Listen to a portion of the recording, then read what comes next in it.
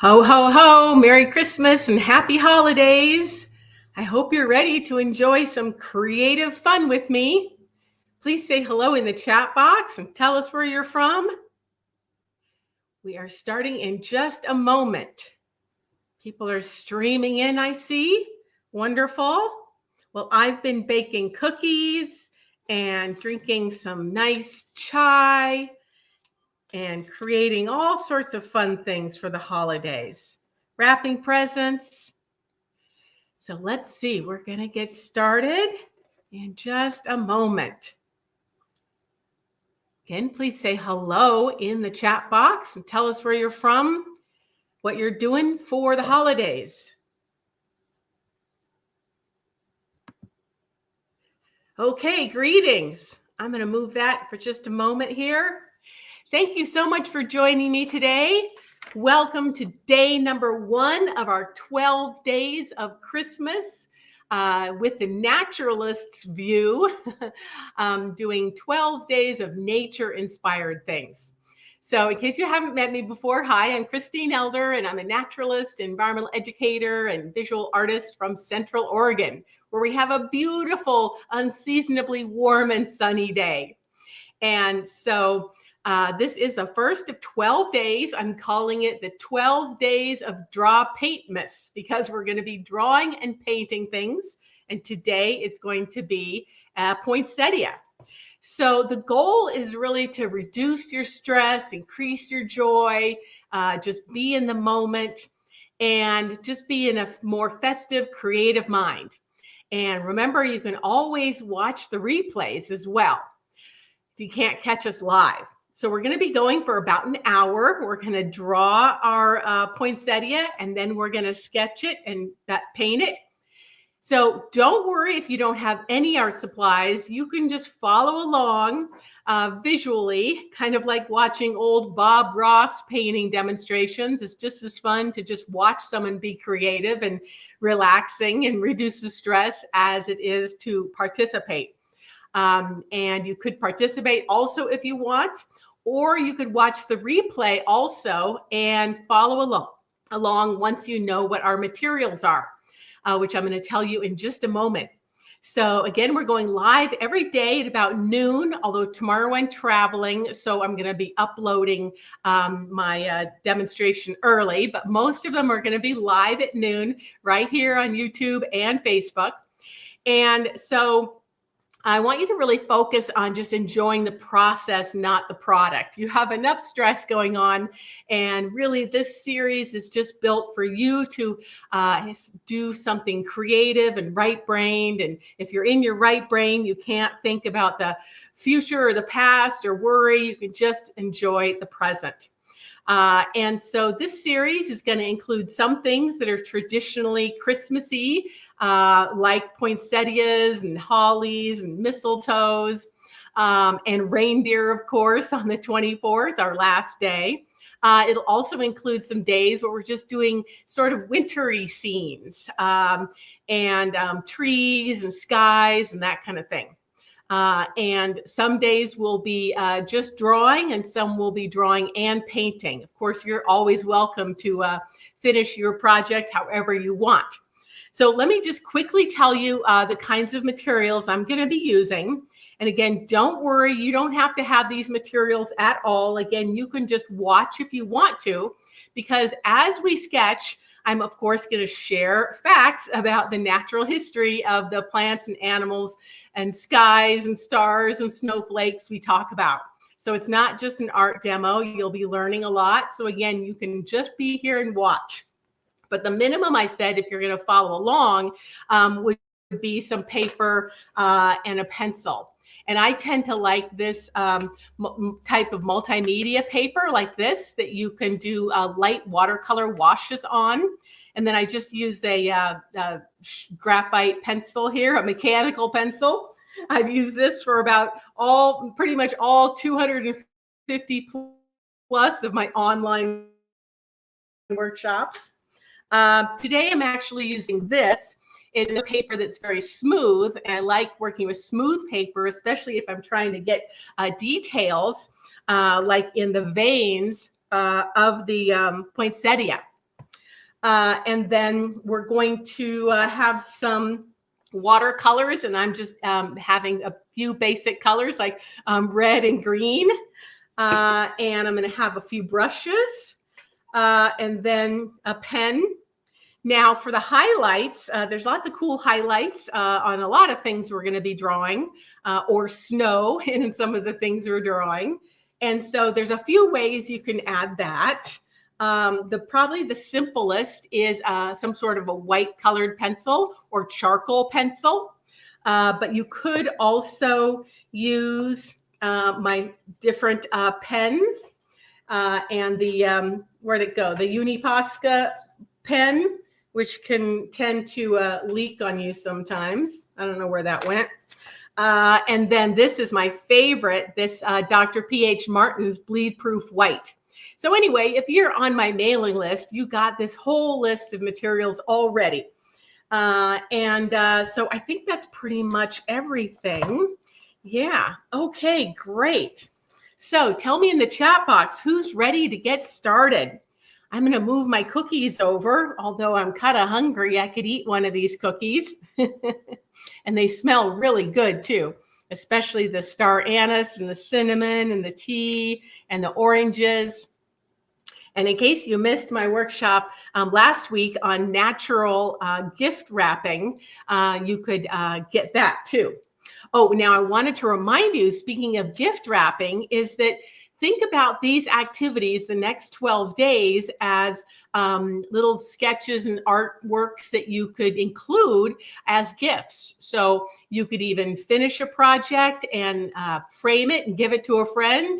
Or if you're just doing smaller, looser things, you could put them on gift tags or greeting cards, like we're doing with the holly. I believe that's tomorrow. So there's lots of ways you can use these sketches. So this activity is not only fun for now, but it can also save you time. And who doesn't love a handmade gift, no matter how it turns out, right? So Cindy says, you're ready here. Now I want cookies. Yes, that's right. Thanks so much. You know, I really appreciate when people comment. I get a little lonely teaching online and just staring at my webcam. So don't just sit on a log there in the forest. Get on off the log, participate, be a team member with me, and keep me company here while I'm demonstrating. Okay, I'm going to get rid of some of this other stuff. You wouldn't believe how many things I have in this studio here. Okay, this was actually some holly I got the other day, but we're not doing holly today. So I'm going to move that over, and I'm going to switch to my full screen here. There we go. And I'm going to make sure that it's, there we go.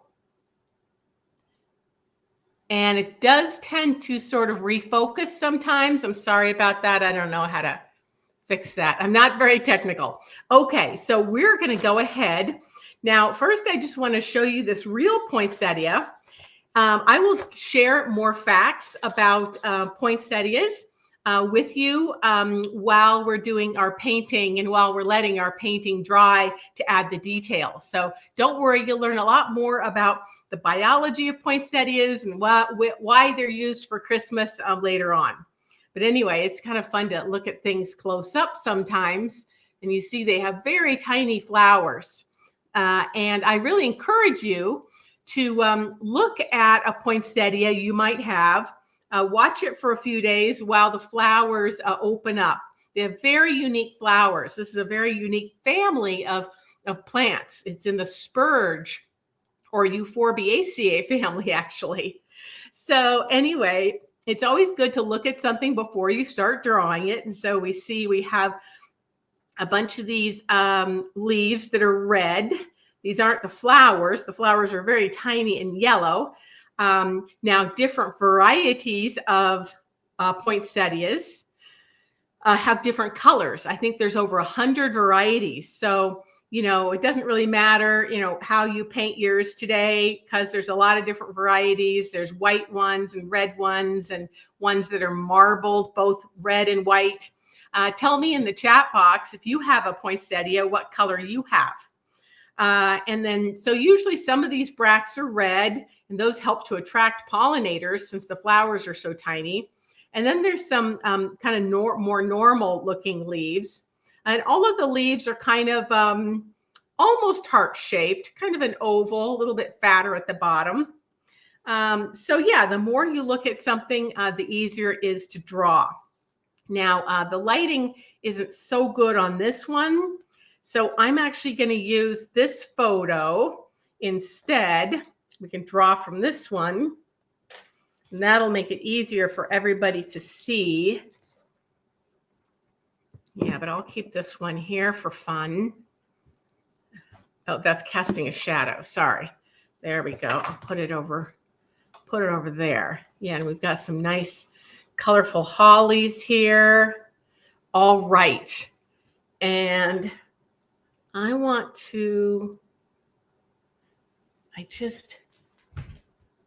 really picky about the way this is oriented. It's not rocket science, but you'd think I could figure it out.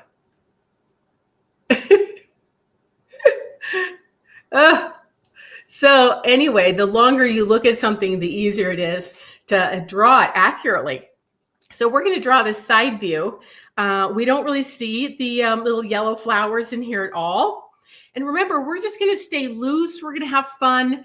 We're not trying to do a formal botanical drawing. I'm actually a trained scientific illustrator, and sometimes I'm actually hired to do that kind of thing.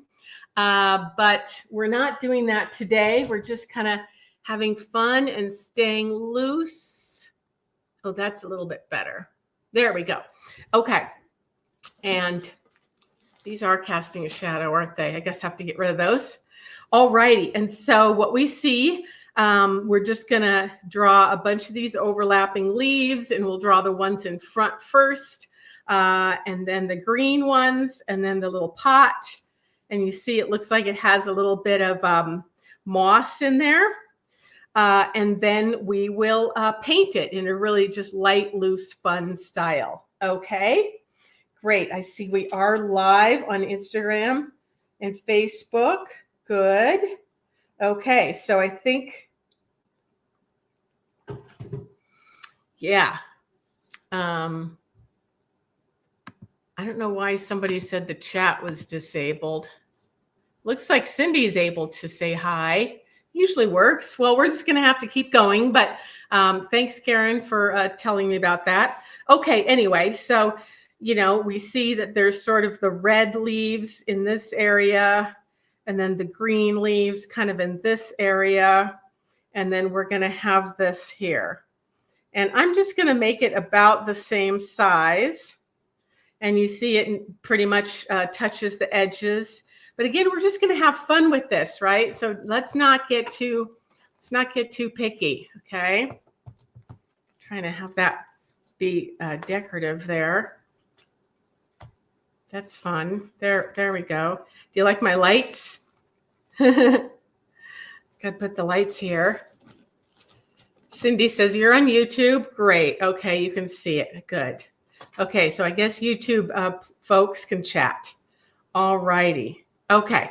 All right. So we're going to just start from the center and kind of go out. And again, you probably can't see this as clearly as I can, but you can just follow along with me. And I like to just kind of keep track of where I'm at. This kind of looks like it overlaps here. And there's a stem. And behind it is this other one. Well, we're just going to have fun here again, okay? So this is a big leaf. And the more you've observed things in real life, the more you can draw them accurately. And the nice thing about plants is they're a lot more variable than animals. So it's not like you have to have exactly, you know, 2 eyes. See, I'm already kind of getting my proportions off, but that doesn't matter. Again, we're just kind of having fun here. There's some stems And there's this red one. And this is pretty foreshortened, so you don't want to make it too long because it's coming towards us. Alrighty, and then let's see, let's get in some of these green ones. And yeah, we're just focusing on the silhouette, and we don't have to get every single part. It doesn't have to overlap exactly. We can show some highlights and shadows with our painting. Sometimes it helps for me to just point. But you know, you can just use artistic license too.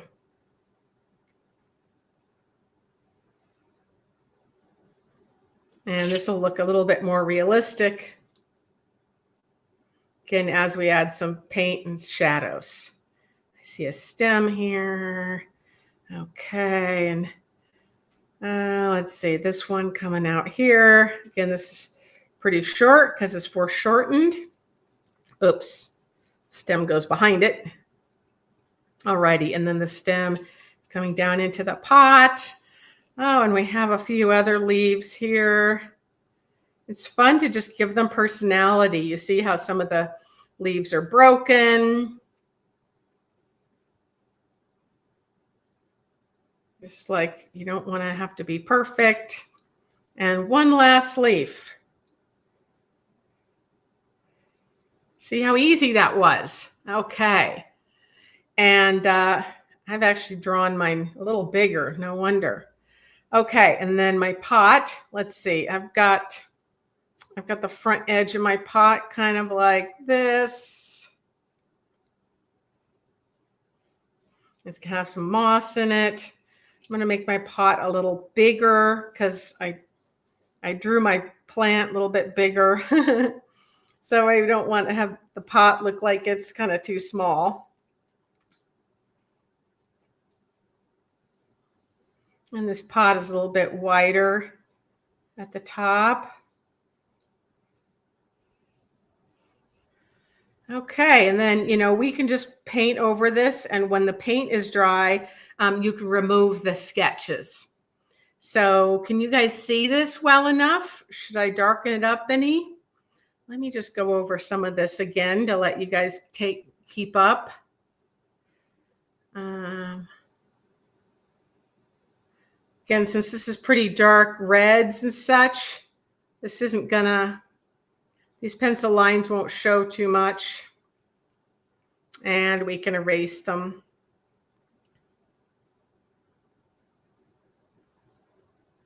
But yeah, you see the central vein on some of these leaves, and that'll be fun to add. So I'm just kind of thickening, just going over this once to give you a moment to catch up. Tell me in the chat box if you're keeping track here. Again, I want you to just relax and have fun. Like a kid, you know, kids, they're given a holiday art project, they just jump right into it and they didn't get all worried that it doesn't look beautiful or professional or as good as somebody else's. Kids usually don't start feeling that way until like, I don't know, like 5th grade. When I was a kid, of course, I had horses and I was drawing horses all the time. And when we had assignments that could possibly include a horse, like a horse and buggy or something, the other kids were always asking me to draw their horse for them. So that was super fun. All righty, I think that's good enough. Okay. So yeah, like I said, I'm using this this paper that's very smooth and a little bit thick enough to do a light wash. And we are going to paint, and I did some little practice swatches first and practicing my veins with the charcoal pencil I tried, and I tried this as well, and I'll show you those later. Night Roam, I like to draw floating islands. Okay, cool. So anyway, here's my colors. Oh, I dropped my extra piece of paper. So I don't know if you guys can, you can't really, I could move this over a bit and then move, so you can see a little bit of this. There, that's better, I suppose. And again, we are going to just do these light washes. We're not going to fuss with it too much.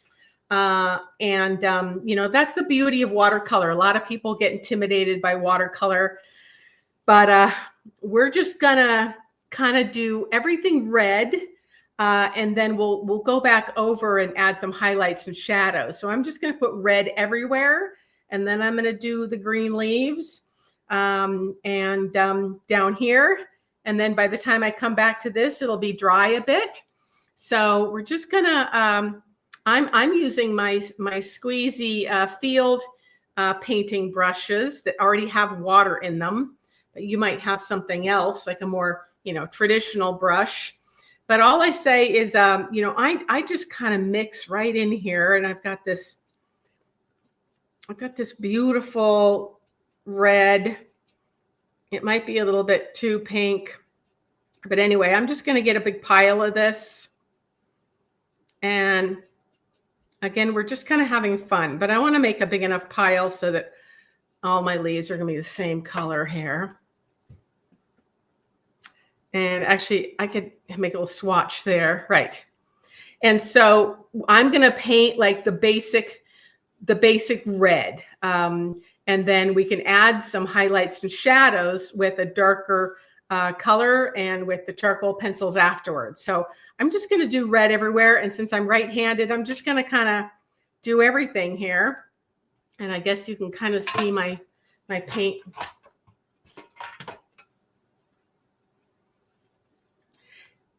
And yeah, so my lines are going to show through. I should have gotten my glasses. I'm feeling a little bit blind today. But I just don't want to be very fussy, and I don't want to have a lot of paint sitting on the paper. So I'm just pulling it. And, you know, I'm just being pretty fast because we can add the highlights and shadows later. Oops, I do want to leave some negative spaces. It is kind of challenging to demonstrate and talk at the same time. I forgot I want to leave a few negative shapes where the you can see underneath. Yeah, I want to leave a few of those. Yeah, there we go.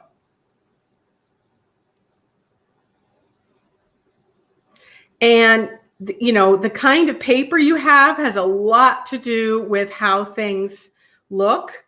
This paper does tend to make this look a little bit streaky, but I don't care. I'd rather have this smooth paper that I can get some nice veins on.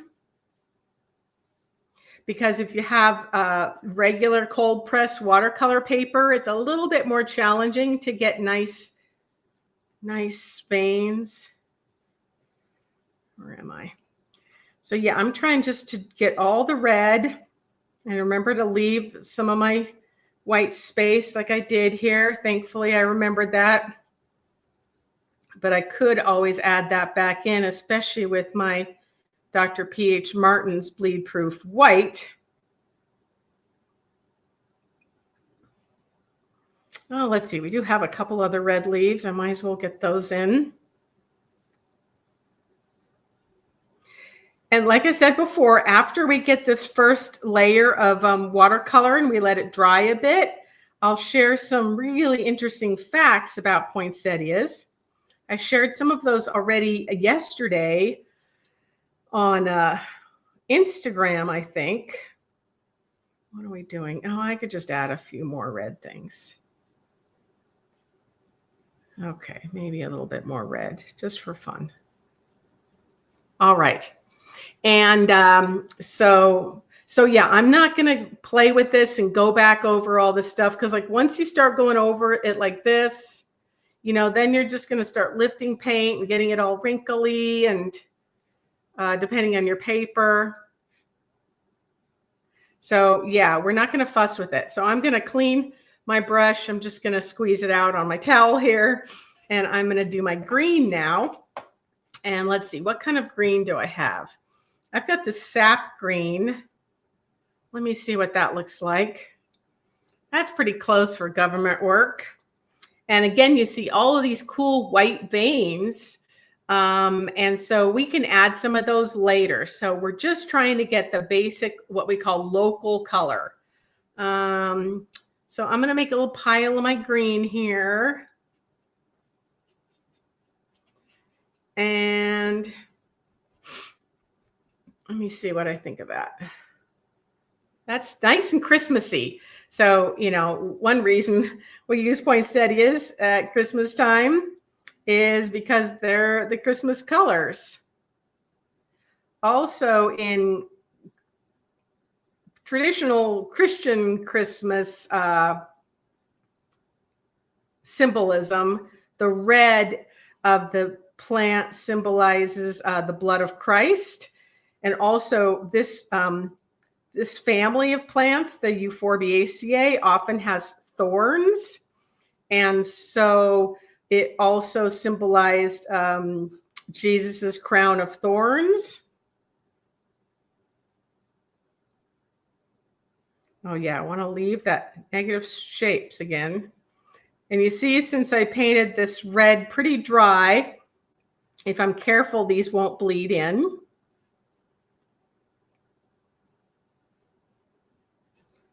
And yes, that stem, you see, actually, the stem is red. The stems of the petioles of the individual leaves are a little bit red, and then the main stem is green. I'll probably do that in a little bit different color.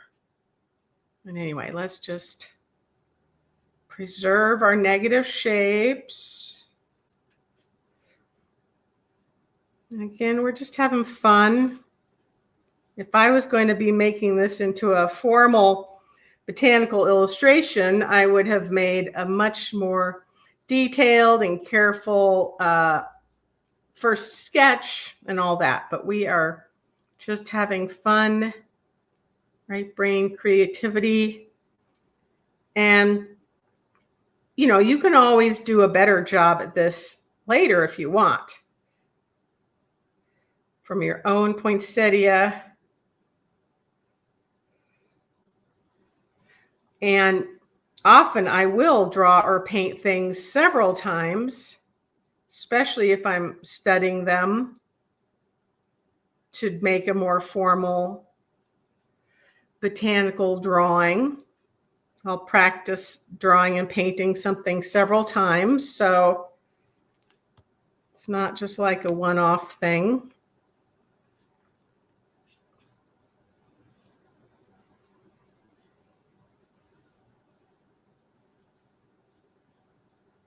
The poinsettia leaves are actually a little bit more of a blue-green, I noticed, but I'm not going to deal with that now.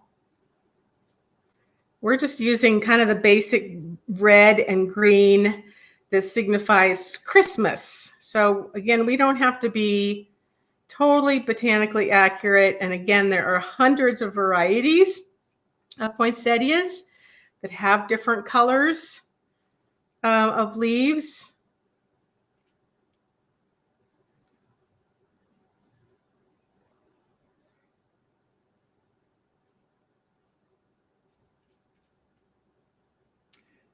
But this green color is, well, it's a little bit similar to the moss, but I think the moss looks a little yellower.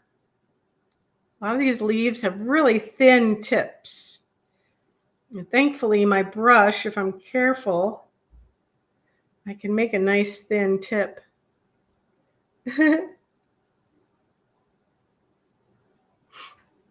Or not.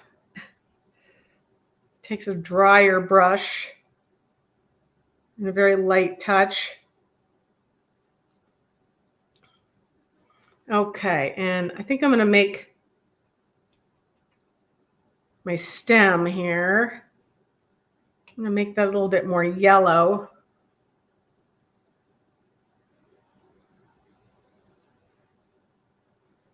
And I'm putting a stem here too. Can't really see it in the shadows, but you can do artistic license. And then that stem of the leaf there, I see, that's actually a little bit darker.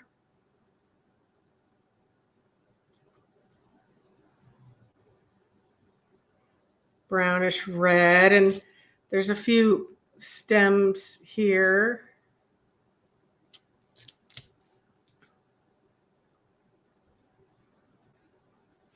Okay. Oh, yeah, I see there's a little stem. No, part of that was a stem. Okay, how are we doing so far? I think I'm going to add my moss, and that moss looks a little bit more of a yellowish green. So I'm making just a little bit more yellowish green. You can see I kind of just mixed a lot of my colors right on my palette. I'm not trying to be too particular, but I want to just add some of this variegated kind of moss. And it's going to be, brighter kind of where the sun is shining. And I'll probably have some of it kind of coming on top of the overlapping the edge.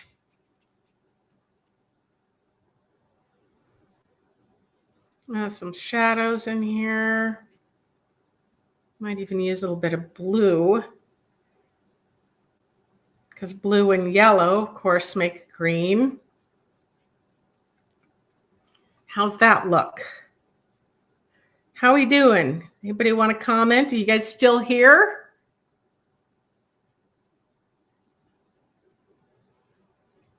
How's that? I think I am going to bring this there. That's nice. I think I want to. There.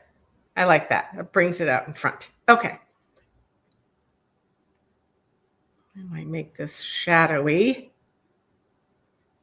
Some of it's going to be in shadow.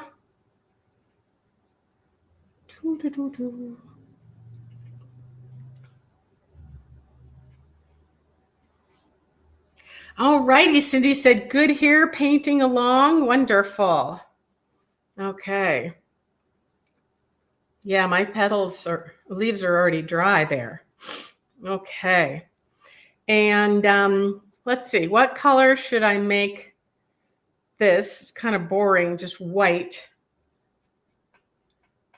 Oh, let's see. What should I do?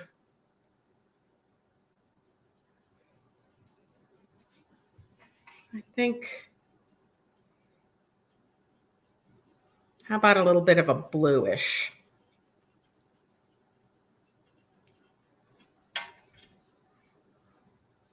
Okay. You don't have to do this if you're still working on your leaves, but we want to make sure the leaves are dry before we add some details. So I'm just going to spend some time here. Again, I don't want this water to pool. And it looks like it's more shadowy. The light looks like it's coming from here. It's a little darker over here.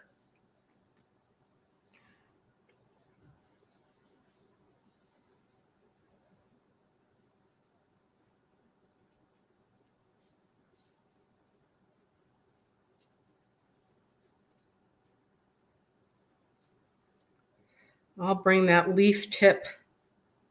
I'll get some highlights on that leaf tip later.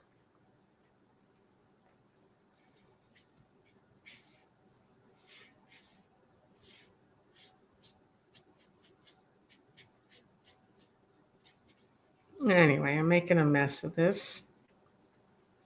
I just wanted to make it look a little bit Here, I should probably use some of my other colors. I need a little bit of a shadow color. How about, oh gosh, I ruined that. Oh, that was a lot of purple. Rats. That was a very fresh purple. Oh, rats. What am I doing here? No, I'm going to have to. This is the fun part about demonstrating. If you ruin something. Let me see what I have. Oh, my shadow. Oh, I was just about out of shadow violet. Oh, I see we're getting a little bit of mold in here. What is this? I don't remember what this color was. But anyway, I'm just trying to make it not look flat.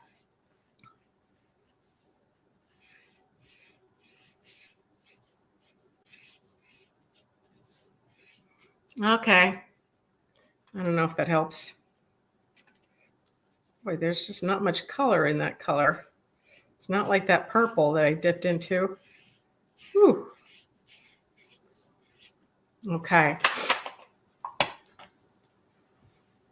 So while you guys might continue to paint, and while we want to let it dry, if you're keeping up with me, you can also just always take a piece of paper and go like this to help it dry faster. Because this is looking really flat, right? These are just the local colors of the red and the green leaves. And so, we want to add some highlights and shadows. So anyway, we want to make sure those are really dry. Mine already is dry because I was really careful about not letting water pool, but you might still be working on yours, or yours might be drying. So this is when I'm going to let you catch up and kind of play with it a bit if you want. And I will share some fun facts about poinsettias. So poinsettias are in a huge family. I mentioned they're in the spurge family, the Euphorbiaceae. And I might as well, it feels weird not to be able to see you. There, that's better. I can talk to you more. So they're in a weird family, the euphorbs or Euphorbiaceae, Spurge family. And you probably don't have very many of those, but it's a huge family. And this genus is Euphorbia. And there's hundreds of Euphorbia genera as well. And so it's a really big family. And one of the characteristics they have is often they're toxic. And so like if you were to take off a leaf, I guess now that we've done this demo, I can do that. If I'm going to pull off a leaf, you probably, you can see it. You see that white stuff? It looks like it's bleeding white, right? Can you guys see that? So that white milky sap, it won't kill you, but if you get it on your skin, it can be an irritant. And if you ate part of this plant, it could give you digestive upset. You definitely don't want to get this in your eye, but it's not as toxic as they say. Like it's not going to kill your dog, but you should keep things out of the reach of your pets. But anyway, that's a family characteristic of the Euphorbiaceae is they bleed this white, bloody stuff that's this toxic irritant, this milky sap. And many members of this family also have spines. And like I said, one of the plants in this family might be the crown of thorns that Jesus Christ was supposedly wearing when he was crucified, but they, of course, don't know exactly. But anyway, many members of this family also have thorns or spines. And many of them are native and look a lot like a cactus. I had one here. Where did I put it? I moved it. If you took my class on drawing cactus and other succulents a few years ago, we talked a lot about this family because many of them kind of look like cactus with really succulent bodies. But this doesn't look like that. It looks more like a regular plant. So anyway, this species is actually native to Mexico and Guatemala. It lives in kind of dry forests. And it's actually sort of declining where it lives because of habitat loss and farming and stuff like that. So anyway, how did it get the name poinsettia? Well, there was a man, he lived in the 1800s. His name was Joel Roberts Poinsett. I keep saying poinsettia. There's no T in the middle. It's poinsettia. So Mr. Poinsett, he was actually the first minister ever to Mexico. And he was also a what was he? A South Carolina congressman. So when he was appointed to be a minister of Mexico, he went down there and collected this plant. He was actually enjoyed botany as well. He was a scientist. And in fact, he was one of the co-founders of the Smithsonian Institution. Isn't that amazing? And so he brought this plant back to South Carolina and started growing it. And actually, South Carolina is the number 2 state in the nation for growing poinsettias. And so in the year 2002, Congress decided that yesterday was National Poinsettia Day, and to honor both the plant, but also the man who brought it back into cultivation. Because, of course, these now are bred throughout the holiday seasons. You probably have a poinsettia in your house, or you've seen them in the grocery stores. And so the number 1 state where they're grown is California. And there's almost about 80 million potted poinsettia plants that are sold this time of year. And their total cost or value of that crop is 250 million. They're the most valuable potted plant crop. Isn't that amazing? So anyway, that's why yesterday was National Poinsettia Day, but we're doing it today because this is the first of the 12 days of Christmas.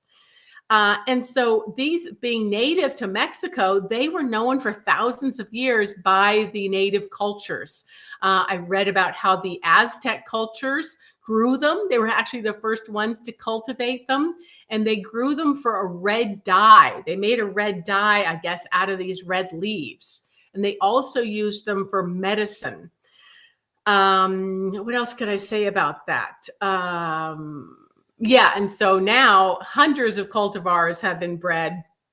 And yeah, what was I going to say? Right. Anyway, okay. So that's it. If you have any more questions, I know a lot more about this family and this species, but I don't want to keep you forever. I did want to try to promise to keep these events at just an hour. Now, this one has actually been sprinkled with sprinkly things, kind of like my cookies I made that I put sprinkles on, but these aren't edible.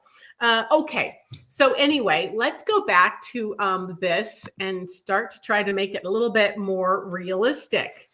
Okay, and so you can tell if your watercolor is dry by if it's not cold anymore. Of course, if it's wet, but if it's cold, that means it's still not quite dry. And again, you know, you can go like this and dry it a bit.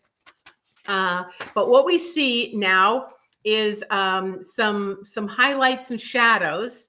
And so I want to put in those fun highlights. And I guess I could show you a few different ways. I know what I'll do is the highlights on the red leaves are a little bit more subtle. And then there's not so much highlights on the green leaves, but you can see those veins, and those are really thin. So let me just show you 2 different ways to do it. So I'm gonna just use my white charcoal pencil. There's also colored pencils, and it's a little bit challenging to get a white that's really nice and opaque. So you might have to, you know, go through your supplies or buy a few different ones and try them. And then I always do try on a swatch. You know, I'll practice seeing what something's going to look like before I do it on my final one. But now we do have highlights. I'm going to put those in, and then I don't think we really have time to do the shadows, but you see how the leaves separate from each other by these highlights and shadows. But let's just see how adding the highlights for now is going to help us. So I'm just going to start in the center again and go out like we did before, this leaf here. And yeah, I like to kind of keep track. And so I see a nice highlight here. Tell me in the chat box if you have some kind of highlighting pencil like this, maybe what you're using. Like I said in my email, if you're on my email list, you got some of these supply lists suggested to you. Let's see, and some of this one has some highlights. So, you know, you can, and those highlights can help separate the leaves that are overlapping from each other. And, you know, again, this isn't rocket science. And so you don't have to do exactly what it shows in the photo or what I'm doing, you know, because individual plants can really vary just by where the sun is shining. So yeah, I'm just gonna add them. Oh, this one is kind of on top of that one, realistically.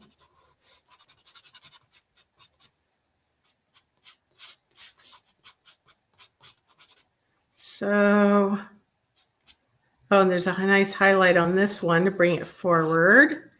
And then highlight on this edge to bring this in front.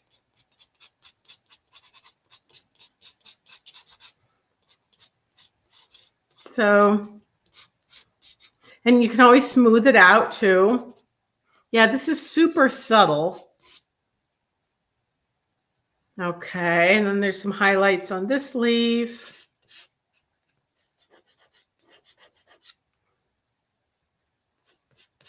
All righty.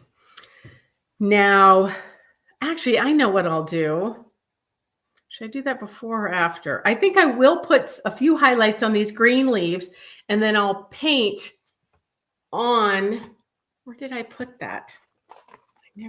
Oh, here it is. They always roll underneath. Yeah, so maybe I will just do some highlights on the green leaves, and then I'll actually add some of those stem veins.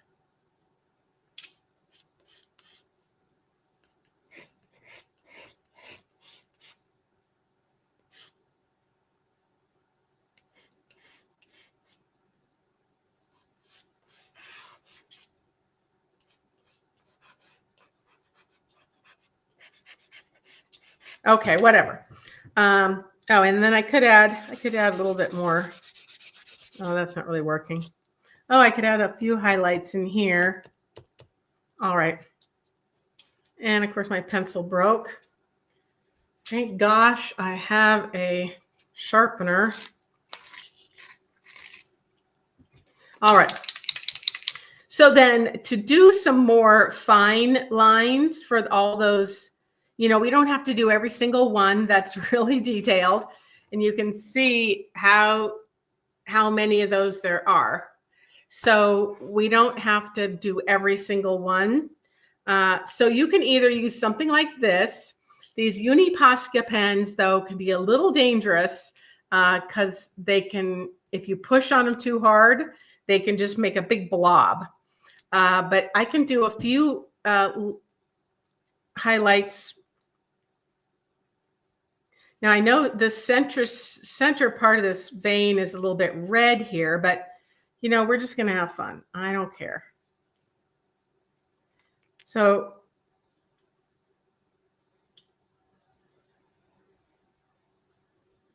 we can just kind of have fun with that. Tell me in the chat box if you can, if you do have some sort of thing like this.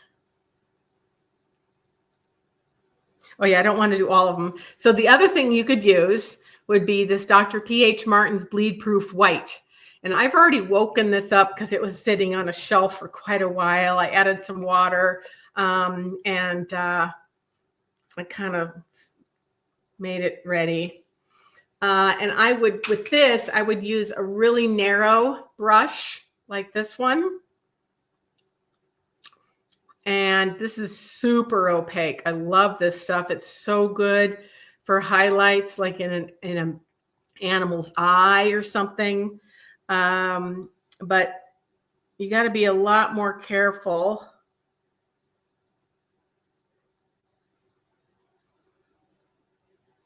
And steady-handed, which I really am not this morning. I had a little bit of an emergency this morning that kind of stressed me out. My pet rat has an infection, and I had to put a hot compress on her cheek off and on for like an hour to try to get it to well, anyway, I won't give you all the details, but I kind of had a busy, traumatic, and expensive morning. Oh yeah, I want to. Oh, that's not going to work. Okay, so anyway, just showing you here. And you don't want to let this dry on your brush. So I'm just going to wet this. I want to make sure, because it's just kind of like acrylic paints. It's bad to let it dry. But you get the idea, okay? And then I kind of lost that tip there. I really wanted that tip to come forward. There, I just did that. That's fun. Oh yeah. Well, we're doing pretty well on time. So yeah, if I wanted to do some more separating of these leaves, I could do that. I didn't want to keep you guys longer than an hour, but I can just demonstrate a little bit how I could sort of visually separate those. Is I would make a darker red, and you can obviously see how, like, if you made this leaf darker, it's going to push it back and separate it. See how that helped? So now we have a separation of those two leaves. I could even get bolder if I wanted to. So that kind of thing, if you wanted to do that. But yeah, I kind of already added all those highlights. But I just wanted to show you how you could quickly separate those.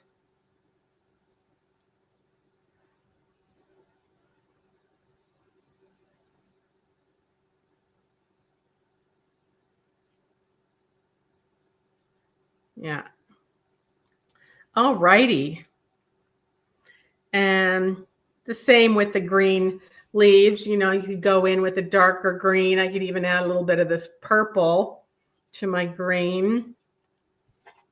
And, make some of those, like this one in the shade, and this one under the red leaf, and this one behind the leaf coming forward. And here. And here. Oh, let's see. Oh, that one's coming in front. Oh, well, but it is kind of darker, isn't it?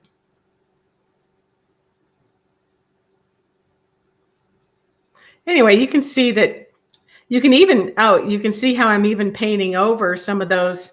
If they're too bright, if those veins, you don't like them and they're too bright, you can just go over them like I am to make it a little bit more subtle.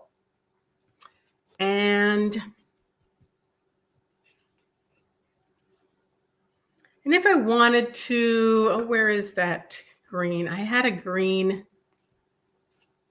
Anyway, if you wanted to do anything more like outline,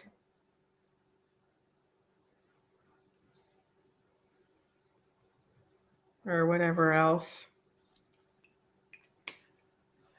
Okay. Pardon my hand here. Copy. I am putting in the chat box.